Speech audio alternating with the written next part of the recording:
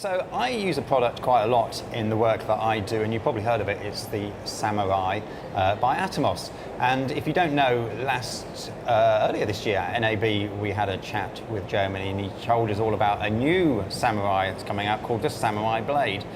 And guess what? He's sitting right next to me, and it looks like he's got one in his little mitts. What do we have here?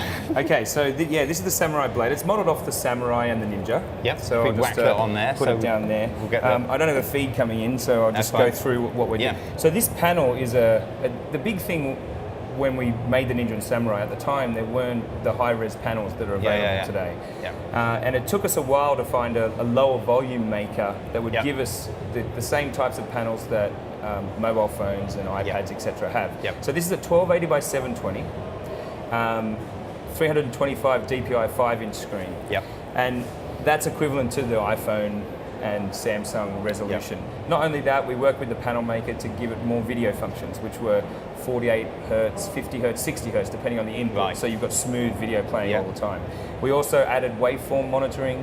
We've added more advanced audio monitoring and focus peaking, etc. So you've got all the tools there to set up your shot as a monitor. Oh, and it just happens to record to ProRes and DNX at the same time. So we believe this is a real monitor that also records. And it's been extremely popular. We've been shipping now for 2.5 months, and I can't make enough of them, which is, and people say a nice problem to have, but it's still a problem because I want everyone to have one if they so desire. And what that screen has really done is take us into a new area of really high quality monitoring rather than just a better quality record from the camera. Now, I was lucky enough to get one of these very early on when it first came out, and I've used it on some very big jobs, and the camera guys just absolutely love it now. It's great to hear. They now have, I don't need to have a monitor and a Samurai on, they've now got that convergence is always, so you get a bit better, you get significantly better quality recording, 10-bit 422 to an editing codec, so it's easy for post. You've got all your monitoring tools, and we trigger from all cameras. We do file naming from Canons and Sonys and Red cameras so that you can conform if you're doing higher res files, i.e. 4K internally, and recording to us for offline. So all those things are really, I think, that convergence of devices makes life easier for production professionals. And obviously the screen's all brand new, the software interface is new, but you have actually made some tweaks to the actual unit itself as well, haven't you? I mean, for a start, I noticed the screen is a proper 16, is it proper 16 by 9? Yeah. 16 by 9. Proper 16 by 9, we've got large BNCs here, or standard size BNCs. Which is brilliant. It makes it much easier. That was a faux pas. Giving the mini BNCs, we didn't realise that we could do a LANC splitter cable. Right. So we removed one of the LANC ports, which allowed us the space to put it in. And also, we've got an auto locking mechanism rather than a lock on the side. Yes, so we had a couple of customers drop their units, and they survived and worked, but the lock was a little bit dicky. So I've noticed this on using it on some of the shoots, is that you can now very easily you can get these out and slot them in quickly, to worry about finding the... Those things are annoying on a day-to-day basis if it's hard to get the disc out. But it also needs to be friction proof. You don't want to go like that and it fall out, do you? No. So there's a lot of testing done on our part for that. So it's nice and solid. You do need to give it a good yank if you want to pull it out, but it's easy to get out. And tally lights as well. We've got a tally light here on the side. So when you're recording, that tally is on. You can also turn that off in firmware, so that just in case you're in an environment where you don't want that red light flashing. And that's a nice feature, so that the talent knows obviously that who's rolling.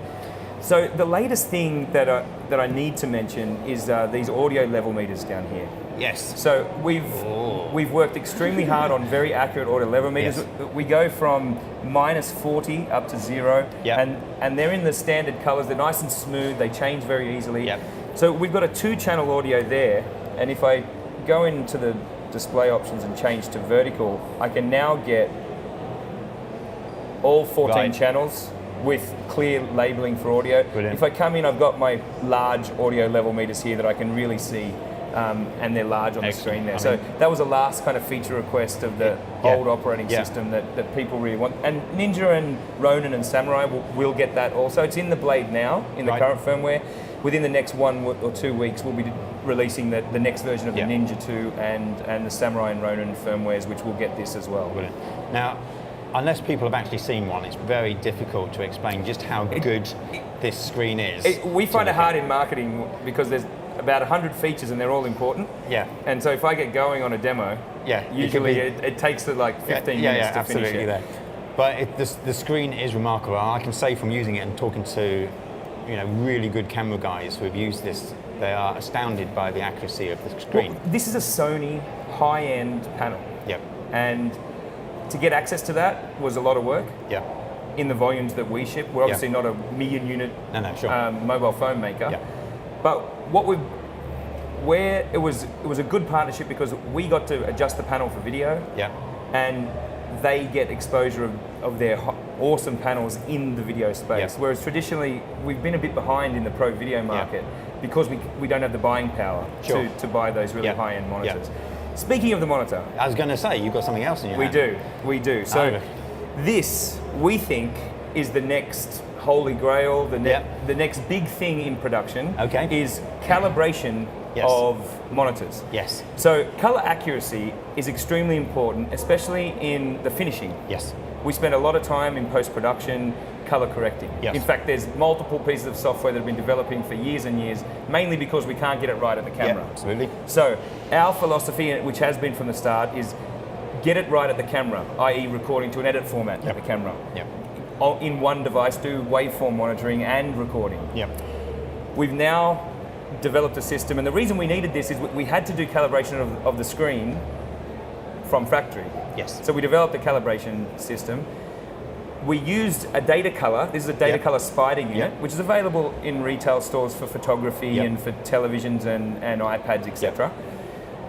We actually used one of their units. I went to Infocom in Orlando about 3 months ago, and the first person that came to our booth on the first morning was the sales manager for Datacolor, Right. who said, "You guys have got screens. Would you like? We should hook up and do something." Yeah. So for the last 2 months, we've been working with them on our own software that takes the profile from here and loads it up into the Right. Samurai Blade. The Ninja and the Samurai will get this also. Yeah. This is available. The functionality is already in the Blade current firmware. This will be shipping at the end of October, beginning of Yeah. November. We're just in production now. And the way it works is anytime, anywhere, you can calibrate to Rec 709 6500 Kelvin white point. Right. You place this on top. Yep. You plug this USB into your computer. We have a second USB cable that goes into the serial link port here. Oh, okay. And a lot of people don't know that that's actually a full serial control Right. of the unit. Yeah. We program it for LANC out of factory. Yeah. But if anyone's interested in controlling these units for play out, or especially Ronins in the rack Yeah, mount yeah. environment, then we have an SDK that we Right. filter who we give it to. Sure. But we developed that for James Cameron when he Yeah, went yeah, down yeah. to the abyss down Yes. below. So you connect that, you hit go on our one-touch calibration software, and the colors, we instruct the Samurai to display the colors that are required for the Yep. Spyder. The Spyder sends us the profile back, we upload it automatically. Takes about a minute and a half. When you're finished, it's done. Right. And you're sitting there with a calibrated monitor. Not only that, you can do it across multiple devices. Get them all the same. You can also pay so this is €149. Yep. So it's very affordable. We want everyone to be able to calibrate Yep. their screens. And the last thing that's really important is you can buy a software. So we wrote the software, Yep. and OEM the unit, and made a few adjustments Sure. in the hardware. The second important point is you can download the software, the original software from Datacolor. So Right. you buy this, and then you can calibrate all your other screens in the studio. Gotcha. So it's not restricted just to the No. Samurai Blade. Once you've got this piece of kit, You just need Datacolor software, and Yep. you can do all the devices that they currently support. Now, we think this is super important for 2 reasons. You don't have to color correct after Yep. from between shots in studios outside. Yep. You can just calibrate and shoot knowing Yep. that you trust your colors. You've got the waveform monitor and the tools on there to set up your color properly. Yep. So there's no reason for you to be spending a lot of time in post-production on color correction, which then leaves time for creativity, which will Yep. produce better productions. Absolutely. Jeromy, it's amazing. Again, when we're going to be able to see this? Yeah, end of October, beginning of November. Yeah. If people want to find out some more information, or they want to come and see and get some hands-on, I no doubt you have a rather large or interesting stand. It's always good to go on an Atomos stand. We've got sushi being made with 28 cameras from all the major manufacturers. Superb. Showing off the blade monitoring and the Ninja 2. And that, according to my notes here, is in Hall 9 and it's D25. D25, right next to Panasonic. Yeah. You can't miss us, we're pretty big in there. Great, and if they want to find out some more information on the website is? Atomos.com, just go to the homepage, you'll see all the latest announcements. And you can click on there and get more details. All the press releases, images, etc. are up there. And for all our sales channel, they're already putting it on their website, and so customers should be able to get lots of information. Brilliant. Jeromy, once again, thank you for coming on and showing us. It is an amazing piece of kit. I'm very impressed with it. I will no doubt come and see you on your stand later on in the show. In the meantime, Jeromy, thank you very much for coming on. Thanks for your time. That's great. Cheers.